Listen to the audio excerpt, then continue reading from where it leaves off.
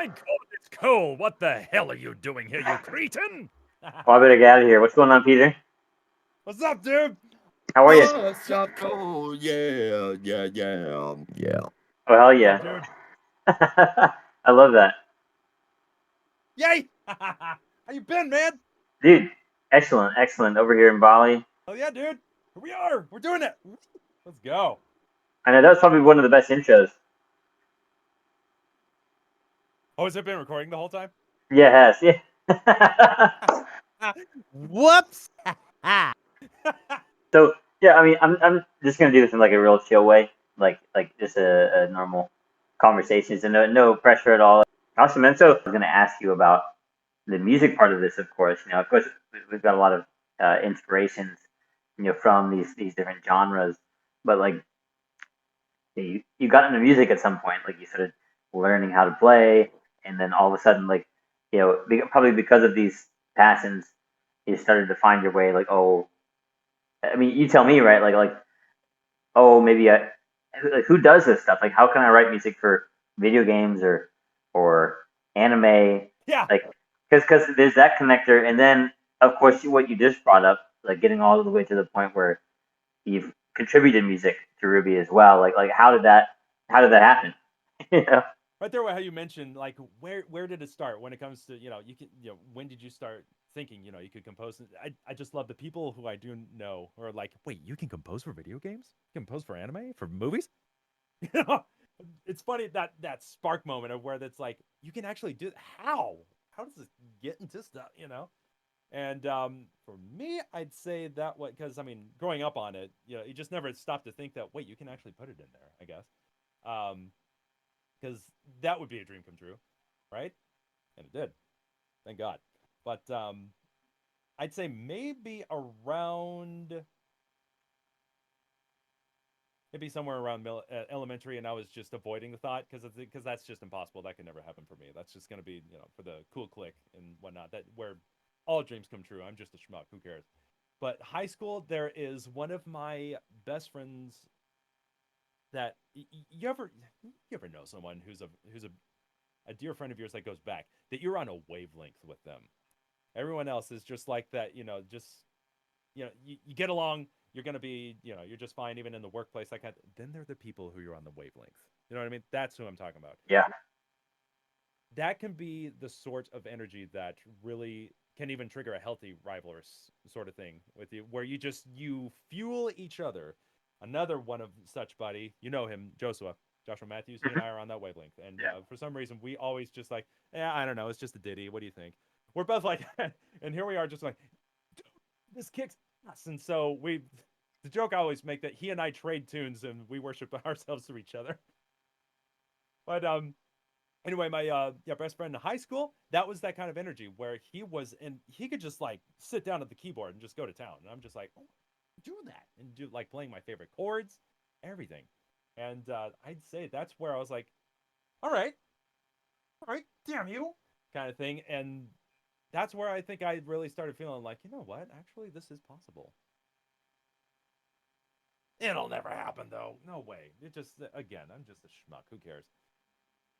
Anyone listening to this, quit denying yourself. Please stop. Stop denying yourself. Listen to that little voice that just wants to run away, because anything that's scary, like Jung said, that's what you got to do. That's your mission. Okay? Yeah. So, anyway, I'd say that's where around the time where, where it really spoke to me that I have no idea, but if it could ever happen, that would be cool. Into college, that's where I tripped over another game that doesn't fit those top five or anything, but I mean, it's definitely the what shall we say? It's certainly the first class, top notch hired butler to all of them. Sonic R. I don't know why. I freaking love that. Freaking love that soundtrack. Can You Feel the Sunshine? One of the best songs ever made. That was around my junior year in college, where I cannot tell you if anyone listening to this knows a time in their life, whether they came close to the thought or outright thought it, I do not want to exist anymore. That was a tricky year to get through, Hmm. junior year. and especially back then, I'm not as seasonally affected, seasonal affective disorder, if that's a thing. But anyway, when winter comes around, I'd say that's more an environmental thing, kind of like how in with Vietnam or war veterans in there who those who were addicted to heroin, when you took them out of the situation, they didn't have the craving for it. At least one of those things I've read, whether it's true or not. Environment is everything. Um, the atmosphere, the crowd of people you go with is everything. Okay, so I mean, environment is very, very important because you know, bless the hearts and souls of people I went to college with, but oh my god, oof. Anyway, um, yeah, that was a very depressive winter, and that's when I tripped over. In particular, all I need is you for always and forever. That one, the credits tune. You're my number one. There it is, number one. Um, that tune. I think I was looking up Oracle of Seasons and Ages fan art, and they had that set to it. I was like, this is exactly what I need right now. Oh my god, what is the song, by the way? And then that's when I tripped over "Can You Feel the Sunshine?" And oh man, if you've ever come out of a depression like that, oh my god, that was it. Ah, so just what a fun song. All the songs, honestly, I don't know which is my favorite. Can You Feel the Sunshine is right there, probably juggling with Work It Out, maybe. With I love them all. What am I saying? Therefore, that being said, all those songs are on par with exactly what sings to you as a composer. So you know the feeling, right? When you trip over your influences, that like, where have you been my whole life? What the Yeah. hell, right? Yep. And the thought of writing songs for video games, like songs, not just tunes. Oh my god, that would be so cool. Epic foreshadowing, right? Yeah. But yeah, I'd say by the end of college, because I tried the first year was with music therapy, which is an incredible field. To anyone who thinks of music therapy, check it out if you are the mind for it. I am not. I am profusely impulsive. I am an absolute stubborn jackass. I need to be creative, not as much as the client's needs, depending on the music, because that can determine so much more of, if you get what I'm trying to get at there. But yeah, music therapy is an incredible field, incredible, growing by the day since a decade ago, and even at least. But a year of that, I switched majors to arts administration. That's my degree, and it is just a decorative piece of paper worth quite a few digits worth of dollars. Who cares? So anyone else listening to this that you're wondering, do I need a degree? No, you don't. You really don't. Okay, Yep. you really don't. I'm not saying therefore chuck the idea. That is ultimately up to you. Because one of the things that I did not get in my college situation that makes me, bitter to this extent, I didn't have opportunities to meet a lot of people in the actual field. Like I said, I was dragging my feet for 20 some years to really finally be like, you know what? Let's go compose. And I'll get to that in just a bit. But um, it would have been nice to actually have people in the field. In the Midwest, there's nothing.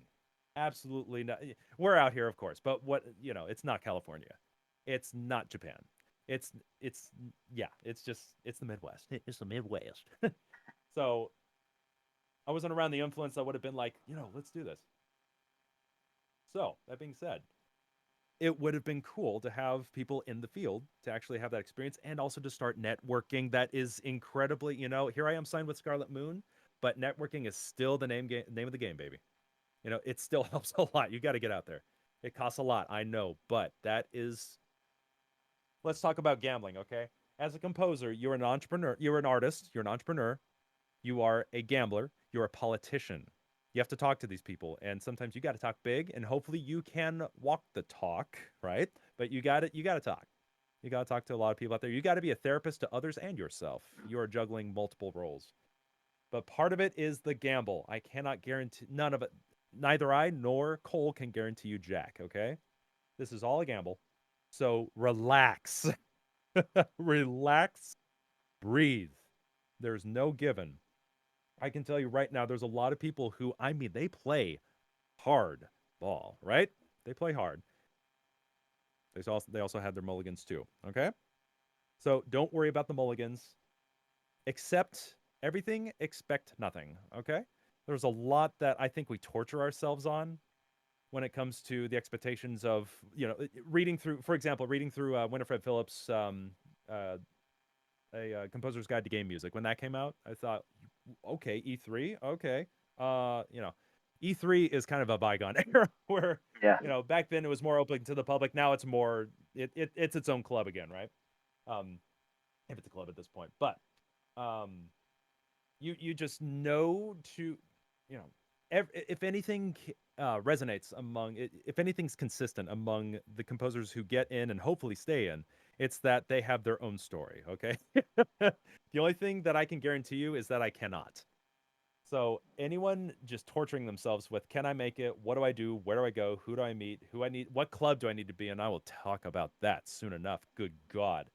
um, you need to relax. Let's talk about it actually right now. When it comes to what club do I need to be in, who do I need to meet, who do I need to be around, do I need to move to California, do I need to move to Japan, do I will go ahead and say that if the closer you are to the action, the better your odds. The better, what what can be said about that? I will admit, anytime I travel to Japan, anytime I travel to California, you just bump into people who are just going to be your buddy, hopefully, for quite a while for the long run. You might have too much work that you can delegate to them, or vice versa. They might know someone. They might watch you, as you are doing your work, whether it's paid or if it's just for the hell of it, posting your stuff, and they'll be like, "Yo, this person knows how to do near type stuff," and then you suddenly might be chatting with another client. Who knows? It's all a gamble. Okay, you that much can be said for making the treks, making the pilgrimages, etc. What have you? I because I can say that every time. Like I said, every time I've headed out of the Midwest, every time I've headed to California, Japan, I meet someone. Boom, network group expands. Just please, for the love of God, be careful when it comes to the click mindset. It'll help you. I will admit it. It will help you. I do not like it. It just does not resonate with my personality. With some of this click culture, I'm sure we all know about. But it hurts the most until I deal with it, right? But it hurts the most coming from anyone who is more like the shy kid or the bullied kid, the kid who is who wasn't cool enough, who was the court jester, strung along, gaslit your whole life until finally, oh my God, you're making it, with these circles among game composers and audio designers and game devs, everything. And then as time goes on, they might build their own clique, and it's either a club you're not in. You know what I mean? Yes. You do not need that energy. Okay. It's this is where, like I said, you're an artist, you're a lawyer, you're a politician, you're a gambler. This is where being a politician, I think, comes into play because keep your friends close and your enemies closer. It's not to say you'll make enemies. I mean, you might. We know what happened to Materia Collective, and I mean, it's still going. We know what happened therein, and it'll keep happening. That's just something you got to stomach, and therefore these groups that you can be in, that's where sometimes playing the superficial card but still being a good person to write home about. At the end of the day, you cannot go wrong with that. You can't go wrong with sincerity, authenticity, and leaving something for people to remember you well by, even on their deathbed if they can think of you. That's you just cannot you can't go wrong with that. But you look at people in the film industry, in the game community, in the communities that obviously they feel like something is, why aren't things happening? Why can't I get with such and such? What do I Yep. need to do? They're just torturing themselves. That's where a lot of Marcus Aurelius and the sort of stoicism can help you let go. You got to play the game, but until you control your mind will control you. Okay. Yep. In case you haven't noticed, there's a lot of folds on my forehead and my hairline is receding. I would not. I easy guess that this kind of rumination has aged me. Okay, I do believe receding hairline actually runs in the family, but trust me, I have ruminated so much about this. Hopefully, so that whoever's listening to this does not need to, or at least not as much. There are a lot of people ruminating about this, worrying about money, worrying about whether a gig will fall through or whether they'll be picked, whether they'll be able to make it at all, keep it up, whether they'll want to keep doing this because so much of it, sadly, when they say, your work life balance and separating the artist image from your personal life, sorry, but they go together either way. They do. So that's where you really do need to learn how to just let go. I It is so important because another thing that will I'll clue you in on another thing that will shoot you right in the head is if you start to, and the tricky thing is it's valid, but if you start posting about it online, or if that's what people know you by, if you just immediately start splurging the rumination almost on autopilot, you will alienate yourself. Hmm. This is a hard game to play, ladies and gentlemen. Everyone in between, everything. This is a tough game, no matter what industry you get into. That mountain's tall, and so many people are going to get to it. All right. The sooner you can let go or embrace the F it. If I've got nothing to lose, let's climb that freaking mountain. However you play, however you play that mindset, the sooner you can let go and not be so tortured by whether or not it will happen. That's more based on the result than the work required. Okay. If you're going to worry about anything, much less the result, how about worry about what you're going to work on and leave it at that? Because at the end of the day, think about one of the things that honestly, Tim Ferriss, since he's actually um, the author of 4 Hour Work 4 Hour Work Week, which can be a laugh in and of itself, or might actually speak to people. So that's up to whoever reads it or looks into it. But anyway, Tim Ferriss is I can't remember if he's manic depressive or if he's depressive, but he is clinically one of the two. So either way, right there, I think that's a good person to look into because if worst case scenario, things don't work out. You hit depressive episodes. You hit rumination dead ends. Everything. Anything that can work against you either in your mind or in real life, monetarily, etc. How do people who are wired to not handle things very well, how do they handle it or how do they figure out a way around their wiring and come out on top? It can be done. Hmm. It can be done. Um, the worst, honestly, here's another guy to look into. Thomas Hart Benton, fellow Missourian, by the way. Hey, hey. Anyway, because I love looking at dancers, painters, any form of because the game developers are going to have one sector of it. Um, the people who are going to deal with the visuals, people are going to do with the sound design, rigging everything, etc. It's good to dip your toe into several fields. But Thomas Hart Benton, the last line of his autobiography, the second final edition, the only way an artist can personally fail is to quit work. That's the only way you. That's the only way you tap out. So therefore, the best. It's all It's easy for a human to just polarize whether to go with realism, which can lead into the more pessimistic view, whether to go with the more motivation and let's go, and the more optimistic, because either way you're going to fluctuate. You need to meet somewhere in the middle and balance that. Tim Ferriss, he made out a whole line. So realistically speaking, what happens if poop meets fan? You know, if it's okay to say, if shit meets Yeah. fan, you can add that if you want to. Anyway, what's the worst that could go wrong? What are your fallbacks? Or if you need a fallback, if you're the type of person that needs some sort of realistic catch, fail safe.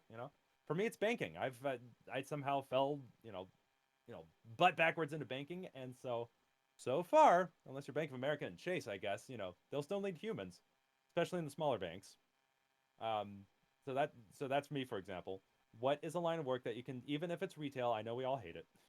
I know we all hate dealing with people, dealing with those situations. But you know what? What pays the bills and what feeds the stomach? Motivation, artistry, etc., or actually a paycheck. It's okay to be realistic about this. It's okay also, like I said, however you're going to play the game, whether you kick the safety net and just put all your marbles on going for it, or you're going to have some sort of plan B. In case anyone's noticed, since 2022, having a plan B is kind of a smart way to go, right? 30,000 jobs let go in the AAA sector anyway. Hmm. Wow. Um, how at least in the American economy, how everything, I don't care what GDP says. Whenever GDP is cranking, that's when I say, okay, who's paying the price though?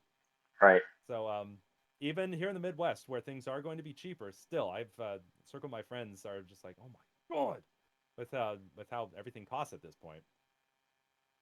It's okay to have a plan B. At the end of the day, let's go with Tim Ferriss one even further. if things fall in? How about at the end of your life when it's time to die and depart from this plane of existence? Can you depart and be okay with not having composed even for one game? You know, that could happen no matter how hard you try. Can you deal with that? Therefore, what else is meaningful to you? When you're facing the Grim Reaper, what's something meaningful that you can bank on and therefore what's worth living? Even if going for it is the number one meaningful thing. All right. Now, I tried to I in particular, as you've noticed at the start of this video, how I'm just bouncing off the walls. Obviously, I'm the more impulsive type to be more. Let's go. Let's try this. Let's go for it, and then just be because anyone who knows the ADHD playbook knows exactly what to expect.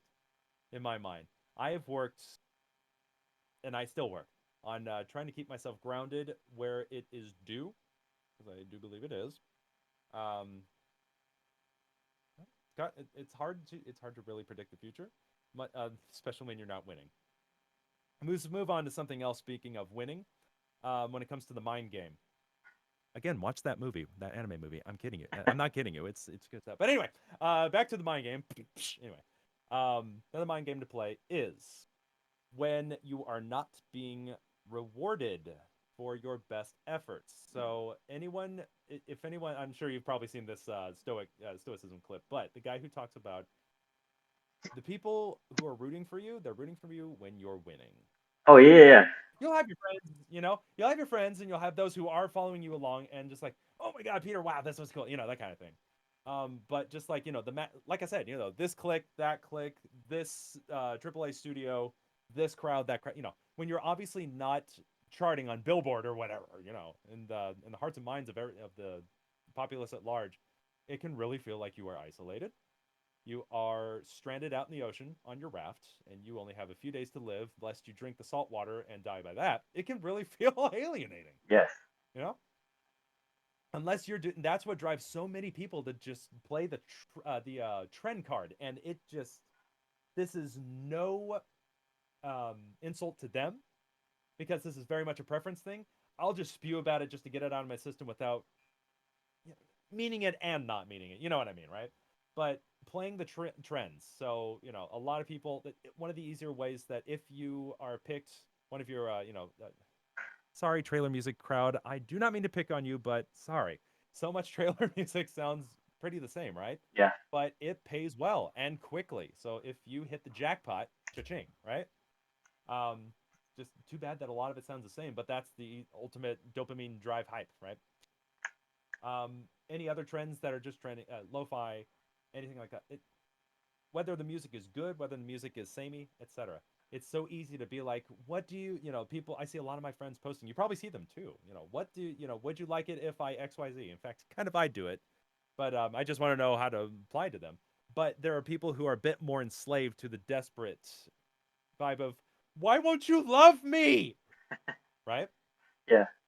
I feel like it drives that way.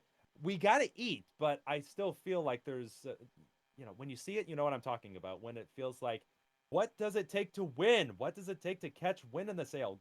And it's valid. It's very valid. I'm not going to take a dump on that. But anyone who is going to play that card is going to, like I said, they're going to torture themselves because that comes off as desperate. You've probably heard the entrepreneurial law: don't be desperate. Because it's far less sincere, much less enjoyable to be in that energy. It it sucks because like I said, it's a valid emotion, but you got to be careful with how you come across.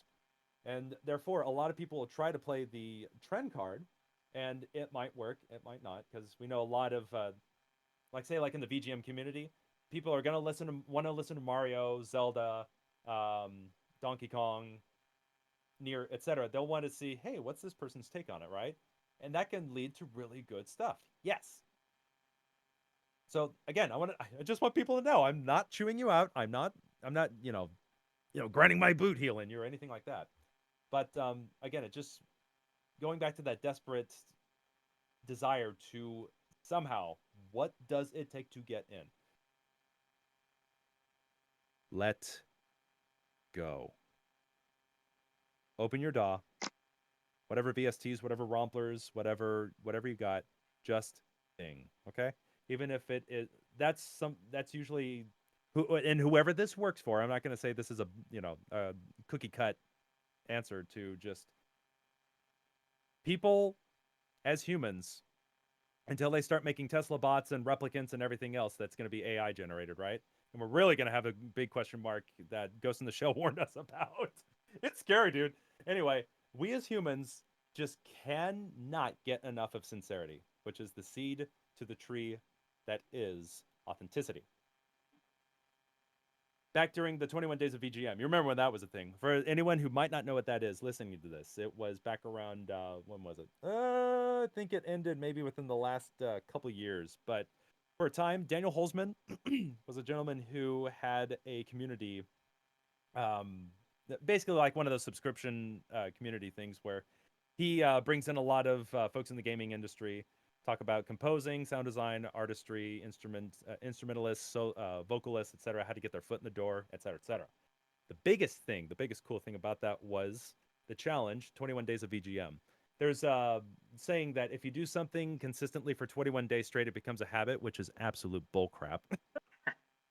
Yeah. Anyway, it was still quite a marathon. Compose at least 4 measures of video game music a day. No excuses for 21 days straight. And if you fall behind, you can always play catch up. And you don't have to do the 21 days, but I mean, if you seriously want to do the endurance round, that's how that was the name of the game, right? And remember when we did it, and Joshua, everyone, I think we just synergized each other and brought out each other's best stuff. Because again, I kid you not, whenever you are true to you as a human, stuff maybe you cannot control that is like on a next Super Saiyan level that you have to tap into, right? And a lot of that is, if you remember from DBZ, because you rewatch DBZ, there's a lot more depth than I gave it credit for as a kid. What does it take to really break into that realm that you got, right? There are those among us, again, like Dale North, who's just like that's him as a default. But for anyone who is trying to break into that, to find their artistic voice, you're looking in the wrong spot. You're looking for a result versus the work. Surround yourself with the right people. Surround yourself with your favorite inspirations. Open yourself up and trip over, like I said, trip over Nier. I tripped over Nier. I tripped over Xenogears, Metroid Prime, Haibane Renmei.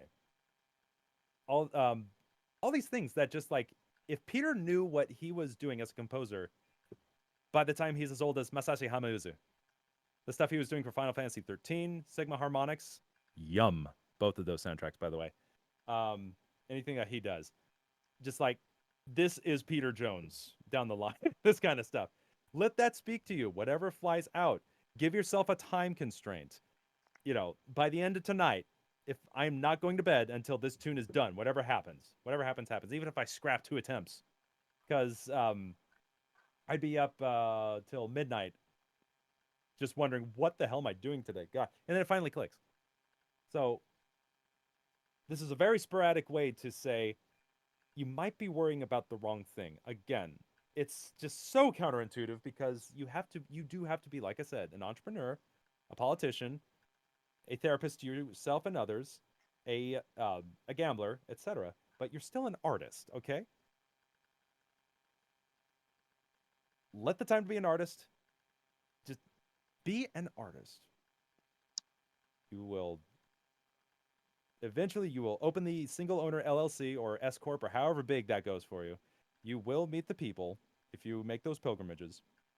But when it's time to just chuck everything, leave everything else at the door, okay? So many people who I watch just gaslighting themselves inadvertently for years. There's one person I know of in particular, you and I both know, who finally put together an album of stuff that dates back to her college years, okay? There are some people out there that are wondering, it's just, you have to gamble, okay? Even if you are a walking zombie the next day to your 9 to 5 with only 2 hours of sleep, right? How much do you want this is the biggest question you have got to ask yourself. How much do you want this even if you get nowhere? I promise you. Remember this, the full final paragraph of Thomas R. Benton's autobiography. It's what I quoted earlier. There's no sense of what might be called spiritual defeat about this, like the gnawing suspicions of failure that gripped me for a while when the regionalist movement was repudiated. The context of that was Thomas R. Benton was a muralist during I mean, his the height of his career, that really peaked, was in the 1930s. He would have been in his 40s, therefore. So hang on, right? All the people that we know that, beyond their 30s when finally things were starting to happen. But then came the 1950s, and abstract expressionism just pulled the rug out pretty much from the whole movement that was really helping him coast. So anyway, I now know there's no such thing as failure in the pursuit of art. Merely to survive in that pursuit is a success. Pictures or tunes may fail to please, movements may fail to survive, but the artist has the rewards anyhow. They may lose their public and their market and still get full compensation for their efforts. Quite apart from the public values of art, those which give it significance in the social history of a people, the act of artistic creation has its own psychological payoff and a very considerable one. The rewards of art for the artist themselves, and are concomitants of its practice. They lie in the life-heightening acuteness of their everyday occupational experiences. What do you want?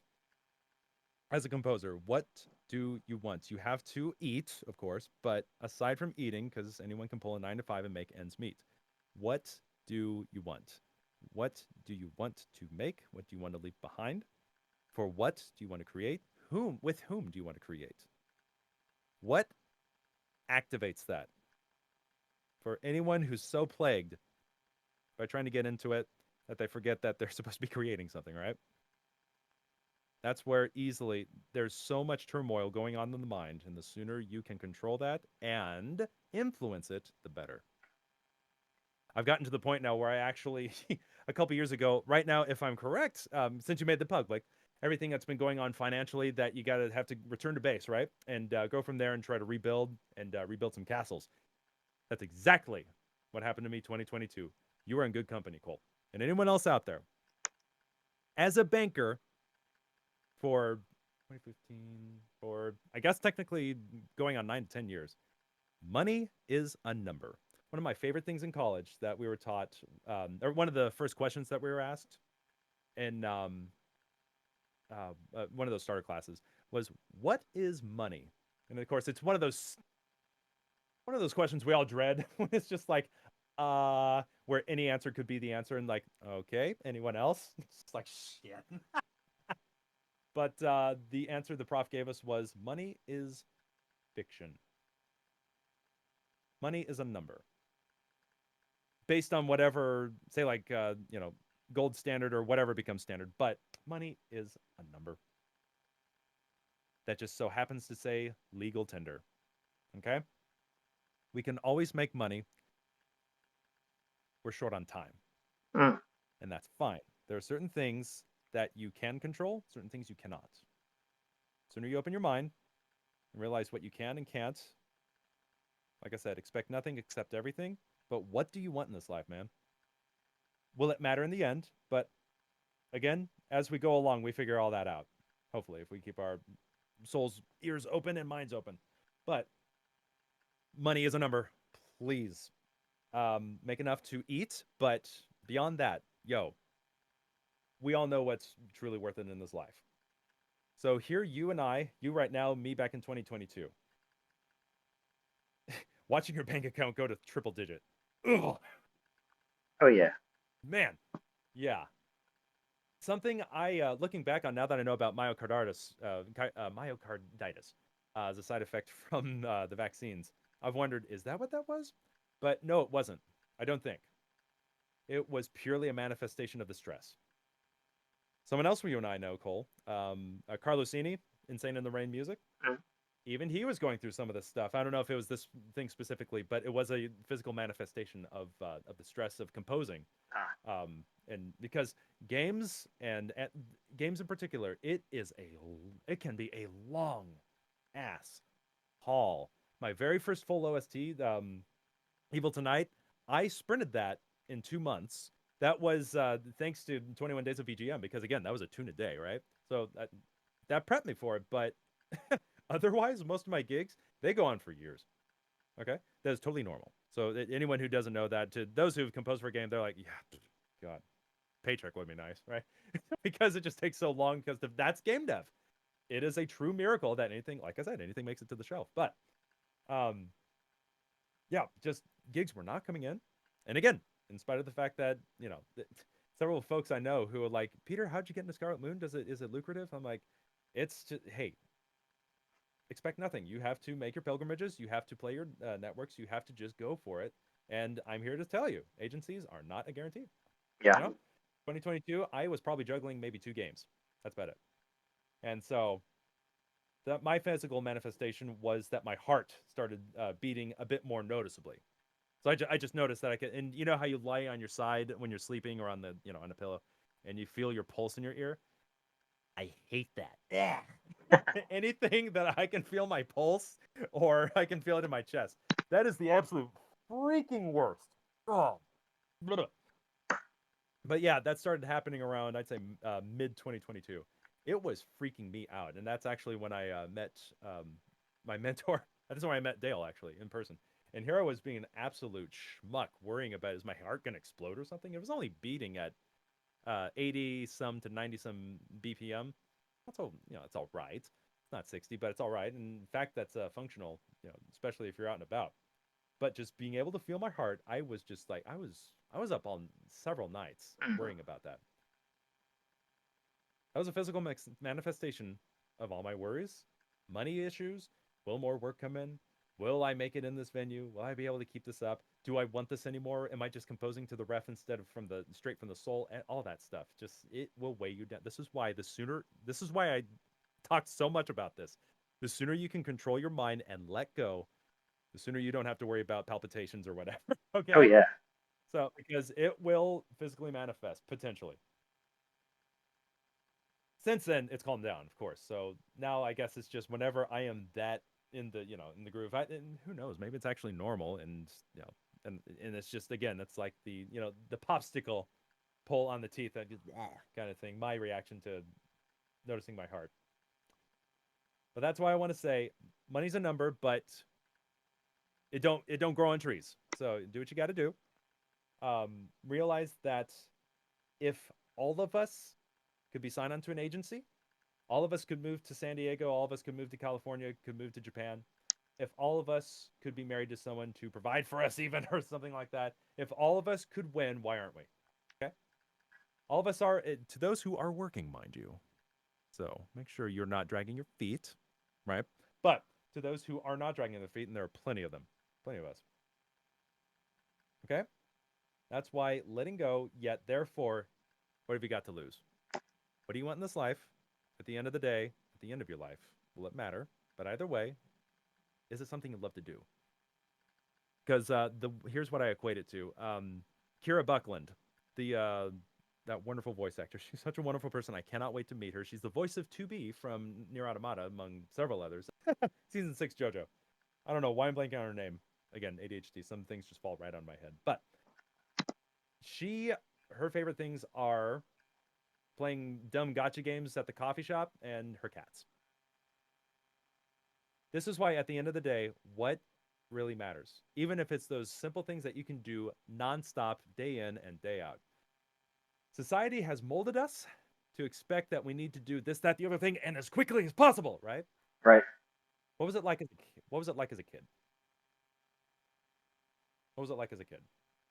The thing that you could do day in and day out, and like we all like when we're hanging out with our friends' kids and like, do it again, that kind of thing. Is music one of those? The other things in life that are those, among those, if you cannot make music work. At the end of the day, since we don't make it out alive, those are the things that I've been telling myself to worry about. And therefore, if it's worth composing for, what have I got to lose? If I'm losing anyway. Charge of the Light Brigade, if they just be like, oh crap, we're gonna lose, let's go home. It wouldn't be Charge of the Light Brigade if that's how it ends, okay?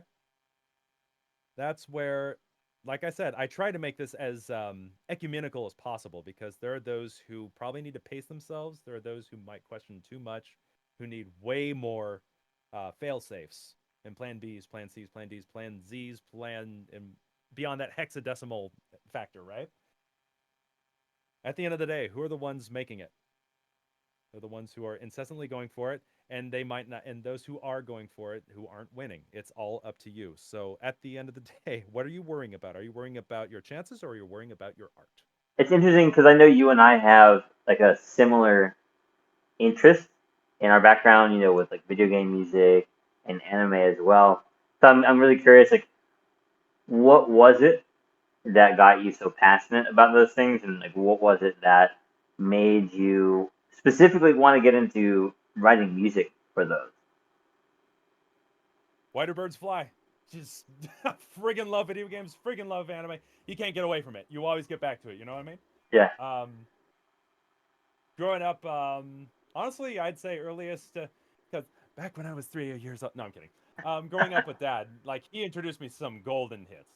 Jazz Jackrabbit, One Must Fall, Doom, Descent, Wolfenstein, uh, Quake 2, Duke Nukem 3D. To this day, we still go, much better and all that. And yeah, just yeah, thanks to him. I guess it's his fault. So, but if it had to be anyone's fault, but yeah, what else can you say? You just live for it. Yeah, yeah, absolutely. So it sounds like you grew up on it and you played it with your dad. Is that right? Yep. Yeah. Yeah. Watching all the fun first person shooters. Like when everyone talks about Mario and Metroid, I'm like, come on, Jazz Jackrabbit. Damn it. I don't know if people can remember that. I'm working on one game right now, Dewdrop Dynasty. Um, Good guess. He's got a really cool YouTube channel on YouTube. That's redundant. Anyway, channel on YouTube. He goes through his whole journey on becoming a game dev, indie game dev, and he'll even just throw a game together just for the hell of it using a completely different software. So great channel to check out for anyone who wants to look at that. Great stuff. And he brought me aboard for his first game. It's called Dewdrop Dynasty, and it's just an absolute love letter to the 90s. So it's funny because it's both it's like clean 16 8-bit, that kind of thing, but we're going musically with like Super Nintendo, PlayStation, GameCube, and N64 type sounds. So Hmm. honestly, the way the game plays and in its current state, I haven't seen what he's done with it since. He's been like plowing through it. But for me, it just really echoed the stuff that seeped into Jazz Jackrabbit. It's obviously Sonic meets Metroid meets you can just see it all over that game. So anyway, I just love that Jazz Jackrabbit.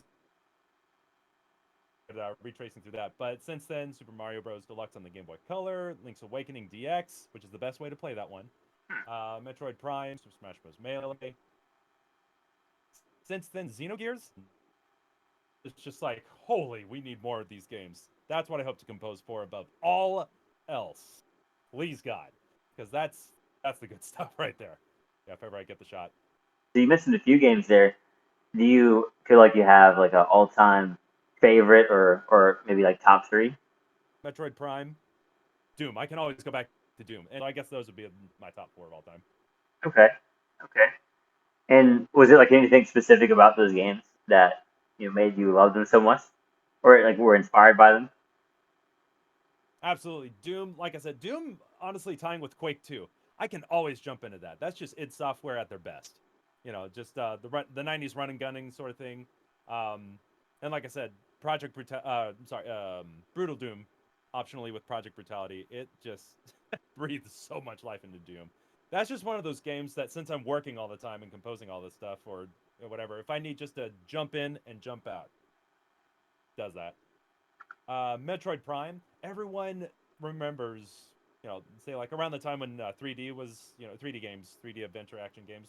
Ocarina of Time really kicked the door open for a lot of people en masse, right? At least, Yeah. in America, I feel. Metroid Prime, though, has met, I mean, don't get me wrong, Ocarina hit me hard. Yeah. Metroid Prime, though, I don't know. I my first Metroid was Metroid Fusion, and honestly, that's really good too. It's very linear. It's not as non-linear, so it's very you just go you play the game a specific way instead of wall jumping and breaking the game, all that. But yeah, Metroid Fusion on the Game Boy Advance. Mwah. So that was my introduction to it. So I had no idea about it's basically based on Alien, and it's more popular here in America than in Japan. Blah blah blah. So Metroid Prime on the GameCube, all I knew was just back at Kmart when they had those demo stations. I was like, how do I even get past this? I didn't know you had to aim up and hit those final two. So getting that as one of the 5 bundle games with my GameCube, Christmas of, I don't know, mid 2000s anyway. That game hit a little harder than I, I, I don't know why. I don't know how to word it. Metroid Prime is beautiful. It holds up today, even the GameCube. You can, if you had to decide between the Switch or the GameCube version, yes, it's beautiful. And let me show you what I've been doing over time. I've actually been acquiring some of the gear. So there's the, sorry for the talk box and the mess here for the intro. But we got the microcord, which is basically a compartmentalized MS2000. So you can syslix the MS2000 patches into that and it works. There's the Orbit 3. There's the Extreme Lead 1. I just ordered the turbo version. So we're going to have a few of the patches used in Metroid Prime that are not available on that guy. So in case you didn't know, I like Metroid Prime a lot. Yeah, I can tell. Well, if you're Good, passing some yeah, gear to make sure that you can sound like it. absolutely. And I've been throwing it into all my stuff recently, and then throwing on flangers and EQ and compressors and distortions, everything that I can just squeeze those sounds in. Because I mean, if it's part of your palette that you just love so much, why not? Um, yeah. So anyway, that's Metroid Prime. I could go on forever. um, Oracle Seasons and Ages. So, like I said, Link's Awakening DX. That was my first Zelda on back in the Game Boy days. Therefore, the whole formulaic, Ganon and Zelda and Hyrule, and none of that.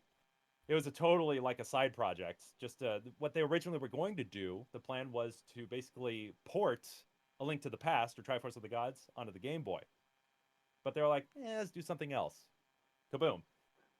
Usually goes well because Mega Man 2 kind of, that was the side project. So anytime you hear someone saying, let's do something else on the side, check it out. It seems to go very well.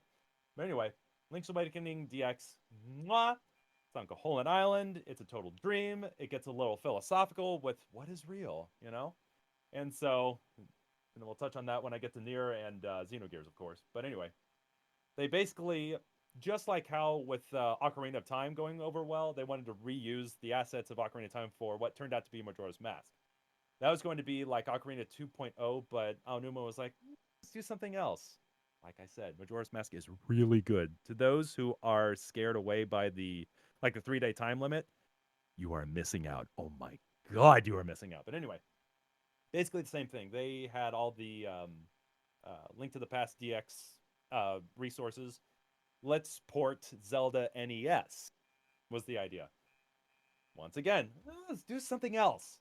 They were going to do 3 games, actually. The Mystical Seed of Wisdom, Power, Wisdom, and Courage. And they knew soon enough they bit off a bit more than they could chew. So the story goes, apparently. But anyway, came down to 2 games. You can see a lot of NES Zelda in Seasons. And Age is a lot more character development and story play and whatnot. Seasons is pretty basic. It's still good, though. So, anyway, it's Capcom, flagship, one of the studios of Capcom at the time. And what they did with it, God, mind you, also, the director of Breath of the Wild and Tears of the Kingdom, same guy directing those games, as well as Minish Cap. So Wow. play those. To anyone listening, if you haven't played Minish Cap, any of the Cap Nintendo Zeldas is what I call them, but anytime that Capcom was developing a Zelda game, God, if you haven't played it, play them. They are good. Because Capcom, they know how to make a video game. Not that Nintendo doesn't, but I like Nintendo's. Anyway, Oracle of Seasons Ages, so good. It continues the story from one into the next. So the characters remember you. You get to one of my favorite things is growing those gacha trees and collecting all their 64 rings. 64, huh? Was that on purpose? Anyway, 64 rings that have different effects. It's just so fun to play. It is so good. So anyway, those are my favorite Zeldas. I just can't ignore them. Let's see, Xenogears and I guess number 4, number 5, I guess, because Xenogears and the Nier games. So Xenogears back around 2018. Remember those days of Materia Collective and how those came to pass. But anyway, that was what birthed my absolute love for Xenogears. God, around that time, not too long before the project was announced, Marty O'Donnell. He was working on that. I think it was PSVR game, Golem. And Mhm. he couldn't pay acquired, so it was just more so whoever wants to volunteer. I missed out on it. I was like, damn, that would have been cool to take part in that. Damn, I got to jump on the next thing that happens. Omega, a tribute to Xenogears, Materia Collective. I was like, wait a sec, what is Xenogears? And it reminded me of Smooth McGroove. He's the one that really, he's actually the one who really kicked the door open for JRPGs for me. RPGs, I just never really, I always heard about Final Fantasy. This would be around my college years. Final Fantasy this, Final Fantasy that, and it's turn based. And I'd be like, nah. It's just such a speed bump to, because here I am mentioning Metroid Prime and Doom, where it's just, you just play it. You are very much in control instead of just taking turns punching each other and drinking a potion, punching each other and drinking a Mhm. potion. Can't stand it. So Xenogears, you get to chain combos, and it it feels like you have a bit more in control. But also, where Xenogears goes, so anyone who's seen Evangelion and hasn't played Xenogears, it's basically, I mean, it's not basically Evangelion the video game. Close enough though. It is so good. Takahashi-san and Saga-san, they just, I'm sure they drove their team absolutely nuts. They are basically they are basically Monolith Soft as you know them today. They branched out from SquareSoft, and they did Xeno Saga and now Xenoblade. So they're continuing some of the Xeno franchise with that. But yeah, Xenogears, they just kept adding and adding and adding. And originally we're going to do like all 3D graphics, and it just only turned out to be the gear battles versus the overall world and everything. If you're not Final Fantasy, Square just doesn't give you the budget that you probably deserve. And Mhm. Xenogears is definitely one of those that deserved it. But so anyone who hasn't played it, Disc 2 is very imperfect, but I promise you,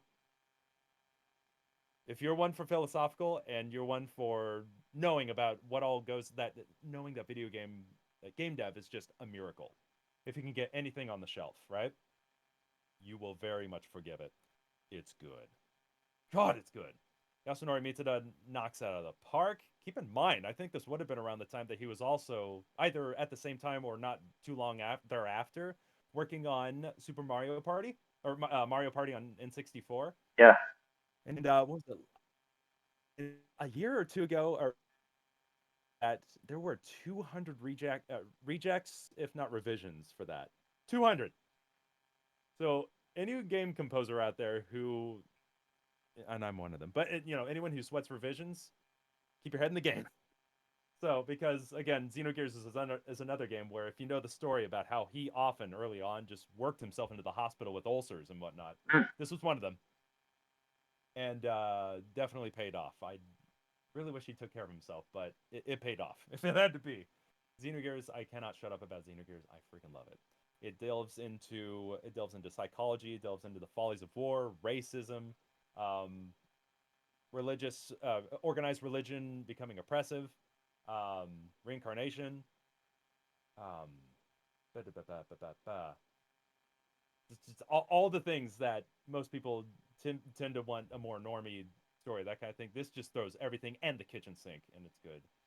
And to segue into Near Automata, Near Automata really held a candle to that. It's really good. So basically, you could say Xenogears, but real time action. So the sort of stuff you'd expect from Devil May Cry, Bayonetta, Beautiful Joe if it were 3D, and a few elements of Okami in terms of when you're sprinting. Basically, everything that Clover Studio, which became Platinum Games, as you know it now, is just ah, so many chef's kisses. Just everything you could expect from the best of these people just emanated into these games. Automata is easily more accessible, delves into, like I said, like a lot of what is real, what defines the closest thing to humanity, or just really delves into the soul piloting the automata biological and really just pushes you to the brink of futility. It is so tragic, yet everyone feels it really hard because everyone can relate. That's what Automata is so great about. And Yoko Taro, bless that. Oh God, and he just pulls no punches in that. Near Replicant, which precedes it, you don't need to play it to appreciate Automata, but yo, please play it. It is very early 2010s, fetch questy, heavy on the recorded dialogue, and the sort of stuff you'd expect when dialogue was just so the novelty of its heyday, right? Trust me though, anyone with your Steam account, the version 1.2247, etc., the updated remaster. Oh my God, there's an extra ending. I won't spoil anything, but oh, it is really good. That one, same thing. Very Yoko Taro wears his influences on his sleeve, so Evangelion all around, right? But that one, Replicant, he also delved into the War on Terror in 9/11. His direct take from that he permeated into the game was, why do we kill each other? That tends to be a very like all Dragon Guard is where Nier came from, those games. But very tragic, so much death, so much bloodthirst, everything. What drives us to kill each other? All that. Furthermore, on the topic of the war on terror, of course, we were just absolutely patriotized to just demonize everyone on the other side, to even be marginally okay with what happened in Guantanamo Bay Yeah. and Abu Ghraib, right? If you've read those declassified documents, oh my God, it's just like reading those documents that you come across about the white chlorination syndrome in Nier Automata. So again, I don't or Nier Replicant, my bad. I don't know how much he actually influenced the game beyond demonizing each other and killing each other, because by the end of the game, you are asking yourself, are we the baddies? That kind of twist, when it's done well, there, there there's nothing more real than that, because you really do have to question yourself, how do we avoid dogma? Hmm. Because that is right there what can weaponize anything, sadly. So they're great games. Most people are around for a thrill, but I please, anyone who hasn't played those games and really want to tap into the depth of humanity, that's where it's at. Yeah, that's interesting because I never really played. Uh, that one's always been on my radar. Xenogears, and then I know like they expanded after a while to Xenoblade as well, and a few other ones. I was wondering if they all because there's a part of me that had heard that Xenogears was pretty like existential, kind of like Mm. Evangelion. Does that Yeah. hold up through the rest of the like the other Xeno games, or does it get like a little like watered down later with like Xenoblade now and the because it's like a trilogy now, I think, right? That's a good question. They don't interrelate. It's kind of like I guess you could equate it to how Final Fantasy like keeps sort of keeps several elements going. Like there's usually the bad guy, and then there's like in Final Fantasy, there's the bad guy. There's the the shadow, uh, like shadow bad guys that are off over here. Um, this tragedy happens, so that like there's a lot of like the little things that they'll kind of keep in there. They'll just change the character, they'll change the events, they'll change, and of course a lot of the dynamics. So that's kind of the Xeno games. They do not relate to each other. Xeno Saga, the first one, that was after Gears. So by now I think this is when they're Monolith by this point. But Saga was basically trying to clean up the mess and tell the story that they weren't able to, because like I said, Xenogears was rushed. They ran out of funds, or they didn't have as much budget. They didn't have as much time. Didn't have the top staff that could pull this big game off that Saga and Takahashi had in mind. But there are three Xeno Saga games that even are kind of messy in their own right. It's hard to tell this kind of story because, again, it's very imaginative. They're always throwing in new stuff, and it's just so convoluted and big. It's a tall order, So it is what it is. Xenoblade, I feel, is much more. It's much more accessible. I'd say. I will admit, all this time talking about Saga and Blade games, I have yet to complete those all the way. I will say though, however, I'd gotten fairly far in Xenoblade 2, and I've been told by one of my dearest friends in the Xenogears community, it comes pretty close to Gears. It's not exact. It's reminiscent. As echoing as it can get. That kind of thing. So that's, I guess, therefore that's why I haven't felt totally compelled to really dive into them, because I haven't heard much of the Xenogears community saying it's Xenogears, it's back, man. Anything like that, because it's kind of hard to play Blade 2 because it's a lot of standing there. Because I know the deeper mechanics of like what would be death blows from Xenogears in this one, the the huge combos with the characters and everything. Again, it's kind of hard to figure out once you do though, right? But yeah, I just don't feel as compelled to really commit to those again with because once I get hooked on a game, I have to be real careful because it will affect my work. But in terms of it needs to hold a candle to Xenogears. Okay, has to hold a candle for me. Gears, the near games. So as far as I can tell, Gears, if you want the true root of the Xeno franchise, go with Gears. That's all I can say. You're either way, like I said, it's imperfect, but you're still in for one hell of a time. It's just it is so good. Okay, that's good to know because I'll have to check that out at some point. It's always been on the list, um, but I wanted to ask you too. Because there's another side to this. Are there any like maybe one or few like anime that really stick out to you that inspired you to get going on your journey? Yes. Let's see. I mean, back in America, we started out with Dragon Ball Z, Sailor Moon, the very basic stuff, and the stuff that was, for the adults on the blockbuster shelf that were, just the OVAs that were, you know, unrated at the time. I'd say, let me think. Because Toradora is right there. I'd say going into high school, middle school, high school, because Naruto was all the rage. That was the shonen of the time, right? Um, that one started to peter out. I should know. I'm Peter anyway. Started to peter out, and I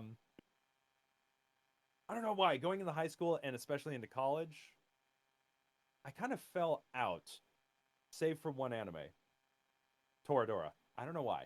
It's as tsundere rom com as it gets, but it's really well done because one of my closest anime friends, who I mean, look him up, Bokusachi or Sachikoma. He tends to have a really cool taste. So therefore, I don't know um, who will vibe with him or not, but he tends to find some really cool stuff. Um, we also have another running thing to Bunny Trail, real quick. Some really cool, compelling stuff tends to come out in years ending in 2 and 7 for some reason. Like Blade Runner, that was 1982. It's one of its other cuts was 1997. I mean, 1997 general. Oh my god, right?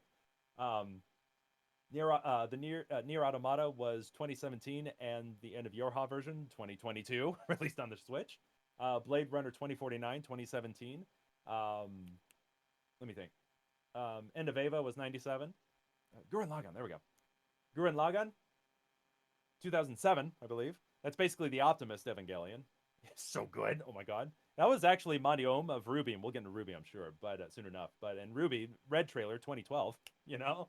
But yeah, that was Maniom's top anime. So it seems from a lot of the online forums, along with Hajime no Ippo, but among others. But anyway, two of the greatest. Oh my god! Since then, I clue you in. So along with this philosophical stuff, I swear I've never had as much of an ADHD sugar rush from my childhood after watching Mind Game. Masaki Yuasa. It doesn't matter what that man creates. It is good. Good. I'd say Mind Game might be one of his most unhinged, if not his most unhinged, um, uh, directings, directed anime movies, etc. Basically, you know, a loser who never asked his crush out gets shot in the butt trying to protect her at a bar, and when facing God, God says, "You loser, blew it. See you later. Go into the void and get wrecked." But he says, "F you, up yours. I want to get back and get another shot." And God says, "All right, let's do it. Have at it." And the craziest things happened. It's basically it's basically Jonah and the whale, honestly. But it is an incredible tale. It really is a testament to just humanity's impeccable nature to just stick it out and keep going. Right? It's really good. Um, the other one being Haibane Renmei, 2002, by the way, ending in two. This one is very very slow. It's very short too. Honestly, very digestible. It's either 11 or 13 episodes. One season, you can get right through it. It's fascinating. It's for one thing, the creators were not anime producers. Save for what I'm trying to say here is they weren't as ingrained, I suppose. They did do experiment serial experiments lane beforehand, and so they jumped onto this one. This one is very skeletal. What can I say? It's a framework, and it's one of those things where, again, my same buddy Bokusachi I mentioned earlier. He one of his panels at Anime Cons is how it hit you. He'll always get to the end and ask people to describe what the anime meant to them because it's very there's a lot of symbolism. What does the wall represent to you? What does the crow represent to you? What does um, the interdimensionality between Raka and Neki? All of that. There are so many elements throughout that entire anime. How does it hit you? So because I don't want to talk about it too much, just in case it actually does hit someone really hard Yeah. watching this. I am not. It's one of those where, again, it's just you're not gonna find that in an anime store. You're gonna find all there's Demon Slayer, there's Naruto, there's you're never gonna find anything like Mind Game or Haibane Renmei. Therefore, you should watch it because it's going to be profound. If it's going to turn away a lot of the people seeking a more accessible thrill, right? Yeah. So since then, I'd say beyond that, that's what's really hit me hard, along with Your Lie in April. Oh my god. Um, Let me think. Let's go ahead and hit Evangelion, and yeah, let's just dive into it. This is going to be very across the board. I'm ADHD, by the way, in case you can't tell. Anyway, I love living, dude. I love this stuff. What can I say? God. Evangelion, it's incredibly, like I said, you play Nier Automata and the Nier games, you'll be right at home. Evangelion is like it runs through Yoko Taro's blood. Enough said. When it comes to Gurren Lagann, though, generally I do feel like between optimist and pessimist, I guess I'm somewhere in the middle, if not leaning toward pessimist, in terms of how certain things played out in my life and just left an impression, that kind of thing. So having that fresh, mirrored translation because of Evangelion, because Imaishi-san of Studio Trigger. So if anyone knows the name Studio Trigger, you know what's up. But if you haven't seen Gurren Lagann, oh my god! But he knows how to just fuel you with human drive. Everything he does, even in Star Wars Visions. I mean, where they have several different studios and artistic takes on the Star Wars franchise or elements of it without being Star Wars, right? Even there, no matter what Studio Trigger and Imaishi touch, man, you feel so alive. Gurren Lagann really takes on, like I said, it's Evangelion. So I mean, there are some very tragic events that occur in there. And if anyone knows Ruby Volume 3, I think, like I said, if Gurren Lagann is Mani Um's favorite anime, you know what's happening there in Volume 3. But anyway, um, yeah, Gurren Lagann is wonderful. um, but let's get back to Toradora. All of this being said, since then, that I've observed far more. Let me restart that. Since then, now that I've seen several more anime, um, ranging from accessible shonens to the more artistic approaches. Like another one, interesting. Again, it's kind of slow, it's kind of boring, but it's artistic. It is Heike story, Heike Monogatari. That one is really cool. Like I said, it has one of my favorite outros. It's just I don't know. It's just the right song with the right artistic approach. It's something straight out of I. It felt even something straight out of Quentin Tarantino's playbook. Like you watch. I know it's Kill Bill, but Kill Bill 2. The well, no one told me about her. That scene. Just anyway, it's one of those vibes.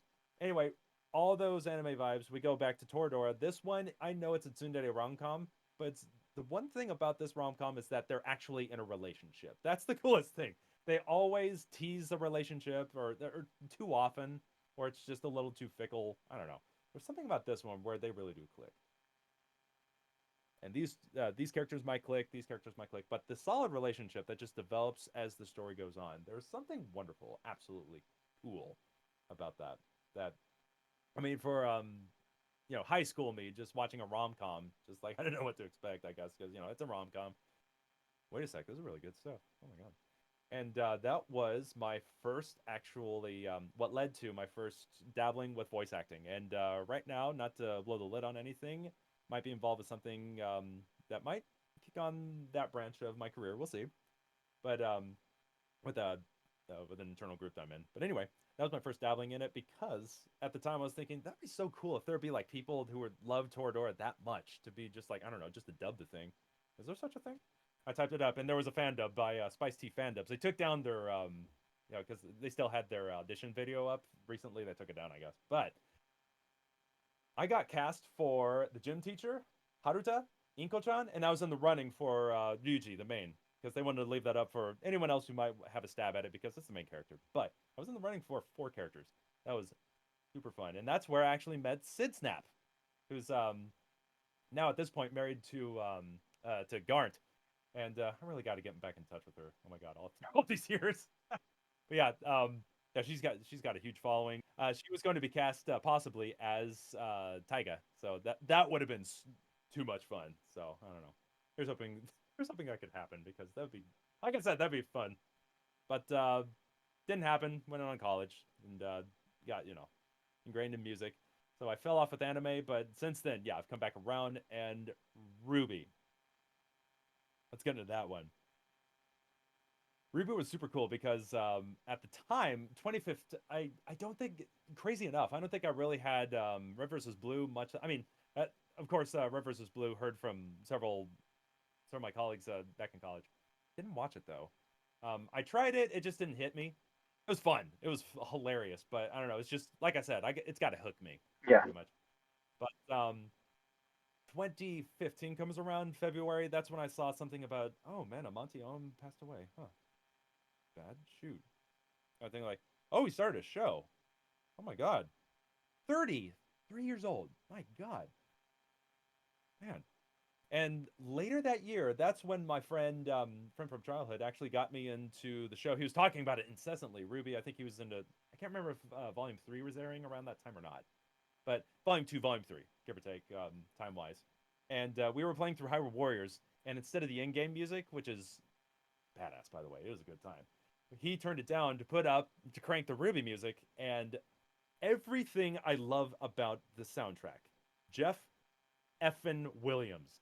God, if you were to take Quake 2, I mean, this isn't what he does, but to my taste and what I grew up with, again, what I love about Quake 2, I hear in there. What I love about the Carpenters, I hear in there. What I love about Pat Metheny, he throw all that into a blender, and you got some serious cool freaking music. Generally, the anime J Rock is going to be pretty accessible. He pulls no punches. He goes crazy on the free jazz and the jazz chord, everything. Like you would not normally hear this in, I feel like, No.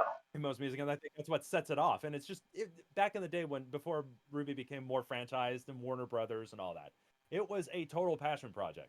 In fact, the way Ruby came to be was around season 10 of Red versus Blue. For that time, Monty was hired by Rooster Teeth for seasons 8 through 10 to bring in the action element, right, to direct it.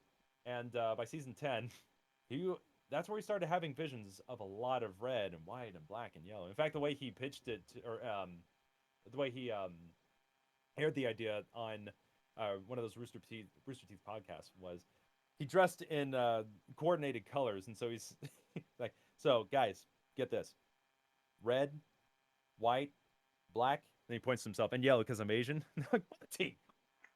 But I love Monty. Anyway, basically he pitched the idea to Bernie Burns, and Bernie said, "Monty, finish season 10, and you can do whatever the hell you want." And that was the birth of Ruby. Got red trailer, white trailer, black trailer, yellow trailer, etc. And the rest is history. Early on, it was purely passion. And by season 3, I think you can tell by the time when Monty took his day of flight, if we're going to talk in Haibane Renmei terms there, um, through the show. Incredibly tragic, but the dude was a dynamo, you know? The quote that if you look him up, if you can match my resolve, you will succeed. Um, that one, it's not as simple as that per se. It is, but where it comes from, it's an epistle of around the time when he was nonstop, incessantly working. You had to reserve ahead of time and gamble on it. If you were a family member of him, it's just Monty was an incessant dynamo, nonstop working, and that spoke to him in how his mother was, because since they immigrated to the United States, how she was always busy. She was always doing something, even when she shouldn't have been, health wise, right? Mm-hmm. And he was just an absolute just schmuck. Back in school, he dropped out. He just could not figure out what to focus on, much less wanted to, right? And until animation really piqued his interest, and he started, he dropped out of school and actually started learning, teaching himself animation. It took 7 years to animate anything worth watching, I think he said, something like that. But I don't know. He had a moment of clarity there when his mother passed, um, and he was writing this epistle. Just how he, it probably looked odd looking down on his mother's corpse there in the casket and smiling. It would be weird, but it finally clicked for him of how this is what it's like. This is it. Of incessantly working for what's important, for whom is important, everything. And that just, I don't know, that just clicked for him and his life's work animating for Ruby. And easily, like, she was looking down on him, absolutely proud. I think she did actually get to see some of his work there for the show, to see it successful and everything. I don't know how we got on this tangent, but that story just, I always go back to that. I have the that's the first tabbed website on my iPhone. I have that ready to whip out whenever I'm being a little bitch. And I need to light a fire under my butt. So, yep. Yeah, Peter, that was great. I mean, we're definitely gonna have to do a part two here for sure. Um, I would definitely let it keep going now. I do actually have to check out of a hotel right now, but obviously, like, this is really good, and you said a lot of really good stuff there. Especially when it comes to like networking and you know like kind of like building community, making sure that you kind of feel like you're a therapist for yourself as well as maybe others, making sure that you can actually keep this sustainable, right, and not getting too like clicky as well. Because we could talk about that more at another point, but like I had noticed that a bit in the game, and I don't know about the anime side, but the game community for sure. Yeah, we get into that as well, but it's definitely an interesting thing to dive more into. And I mean, you shared a lot of really good stuff here. So I mean, Peter, thank you so much, and we're gonna have to do a part two soon. Looking forward to it, man. We're gonna do it. Awesome, man. Peace. Peace.